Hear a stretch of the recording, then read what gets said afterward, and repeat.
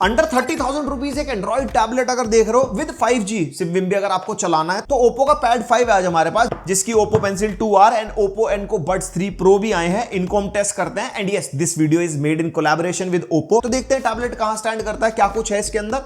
मैं डब्बा खोल लेता हूं, आप इतना लाइक और सब्सक्राइब मार दो। तो भाई कुछ ऐसे सफेद सफेद से डब्बे हैं। सबसे पहले टैबलेट का डब्बा खोल लेते हैं। यहाँ पे सबसे पहले आपको टैबलेट मिल जाएगा और ये जो हमारे पास इसका कलर है ना, ये ऑरोरा पिंक है। इसका डिजाइन थोड़ा कुछ ऐसे मूव होता है और ये ना मैट फिनिश में है। उसके अलावा नीचे हमारे को एक 45 वॉट का चार्जर मिल जाएगा, लेकिन चार्जिंग में क्या है अभी आगे बताता हूं। और साथ में type A to C cable, और ये इसका पेंसिल का बॉक्स हो गया जिसके अंदर हमारे को कुछ ऐसी स्टाइलस मिल जाती है और साथ में एक्स्ट्रा निब भी मिल जाती है अगर आपको चेंज करनी हो।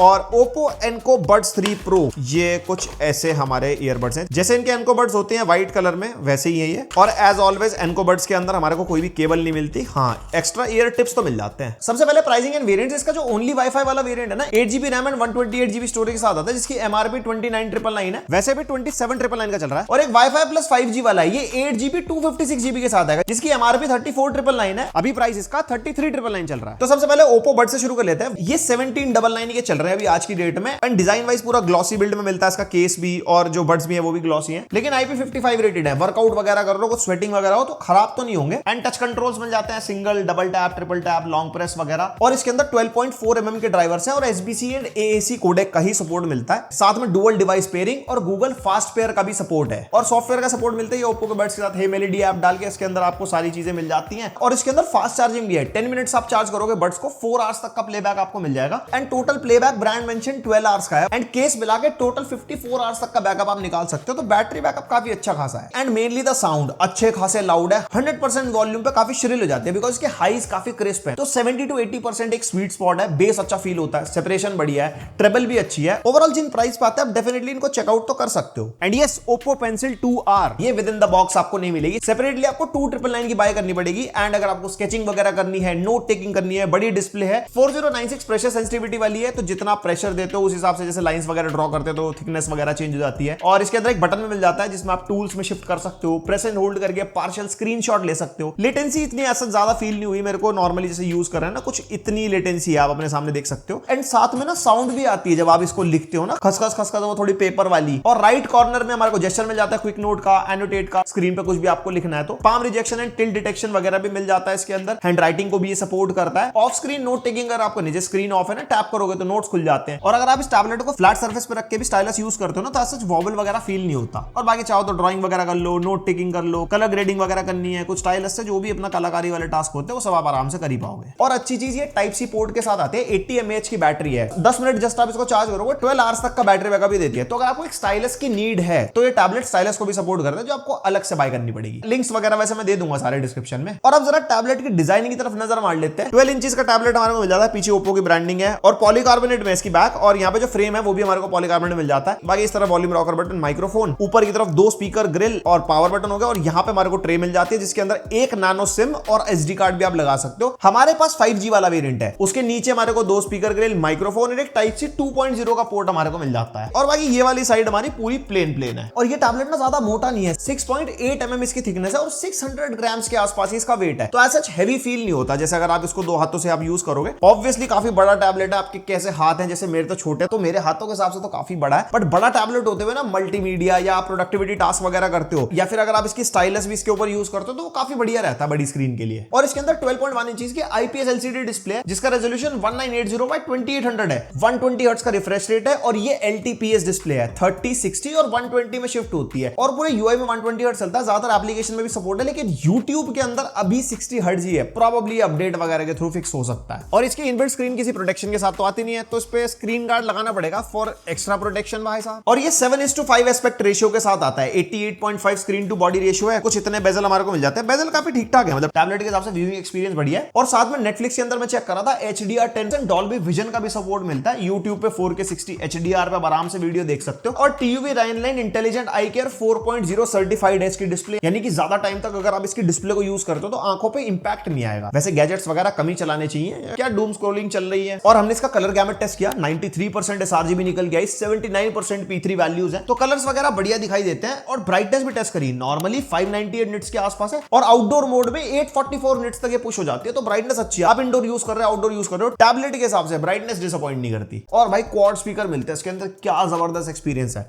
एक स्पीकर का सैंपल सुन के देखो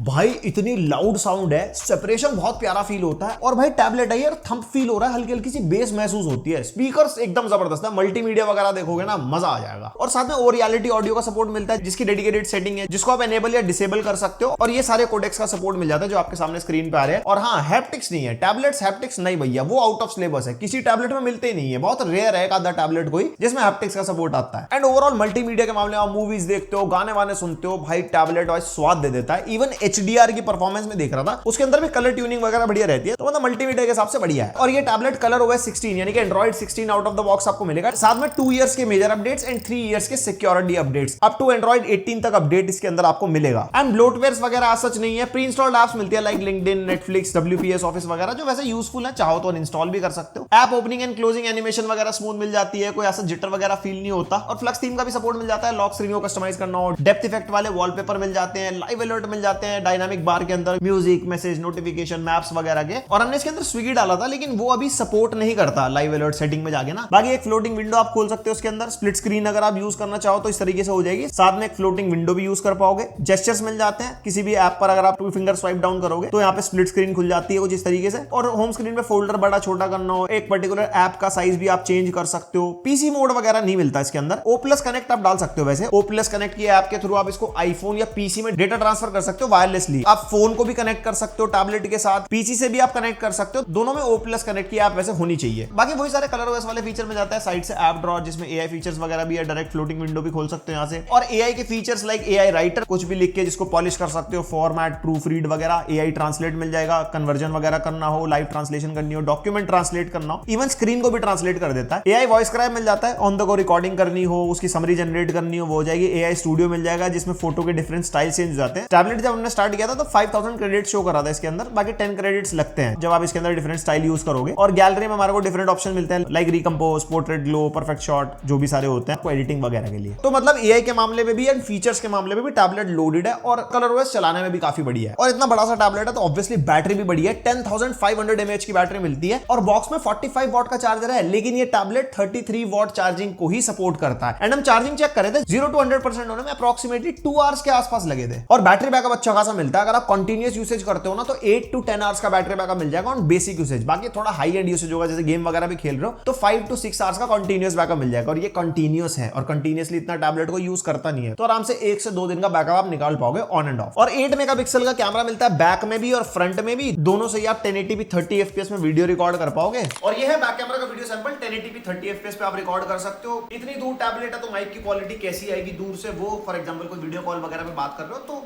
अंदाजा लगा सकते हो। और बाय चांस वीडियो कॉल वगैरह में बात करनी पड़ गई तो 1080p 30 fps पे आप कुछ ऐसी वीडियो क्वालिटी से रिकॉर्ड कर सकते हो। कुछ ऐसे लाइट चेंज हो रही है ना अलग अलग, तो आपको आइडिया हो सकता है कि कैसे ये लाइट्स वगैरह को हैंडल कर। हाँ, सब हेलो कर लो, सब कर लो, एक काम को सब्सक्राइब भी बोल दो।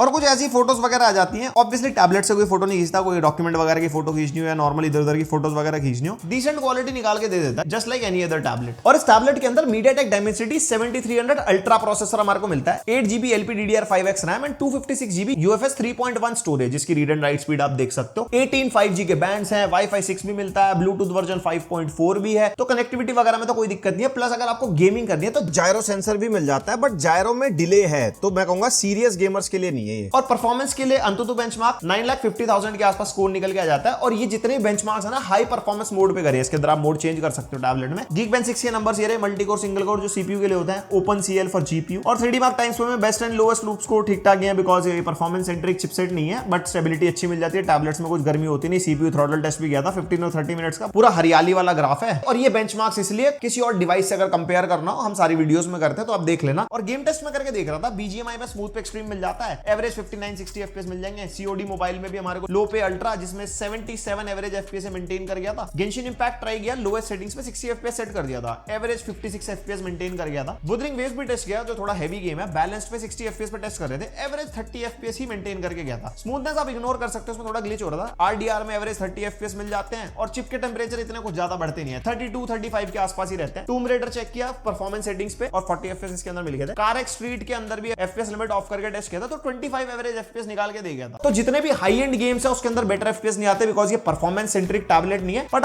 कैजुअल गेमिंग अगर आपको करनी है तो इसके ऊपर आप कर सकते हो। तो ये था Oppo Pad 5 का पूरा रिव्यू। और अगर आप अंडर 30,000 रुपीज टैबलेट देख रहे हो with stylus support, obviously stylus आपको अलग से बाय करनी पड़ेगी। प्रोडक्टिविटी टास्क के लिए टैबलेट चाहिए, मल्टीमीडिया स्टडी, बिकॉज 12 इंचेस का टैबलेट है, बैटरी बैकअप भी अच्छा मिल जाता है, डिस्प्ले भी अच्छी मिल जाती है with good brightness and good colour gamete. बाकी यूआई भी फीचर लोडेड है, यूज करने में कोई दिक्कत नहीं है, परफॉर्मेंस भी ठीक ठाक मिल जाती है। ऑब्वियसली हाई एंड गेमिंग के लिए नहीं है, कैजुअल गेमिंग वगैरह आप इस पे कर सकते हो जैसे मैंने आपको दिखाई। और बाकी अगर ईयरबड्स देख रहे हो अंडर 2000 तो Oppo Enco Buds 3 Pro भी आप इनके चेक कर सकते हो और सारे लिंक्स वगैरह मैं डिस्क्रिप्शन में दे दूंगा। एंड अंडर 30,000 रुपीज किसी और टैबलेट से अगर कंपैरिजन वगैरह चाहिए Oppo Pad 5 का तो मेरे को कमेंट करके जरूर बताना, डेफिनेटली कोई कंपैरिजन प्लान करेंगे जिसके सबसे ज्यादा कमेंट्स मिलेंगे। बाकी यहां तक आगे तो लाइक शेयर सब्सक्राइब, मिलते हैं नेक्स्ट वीडियो तक के लिए बाय।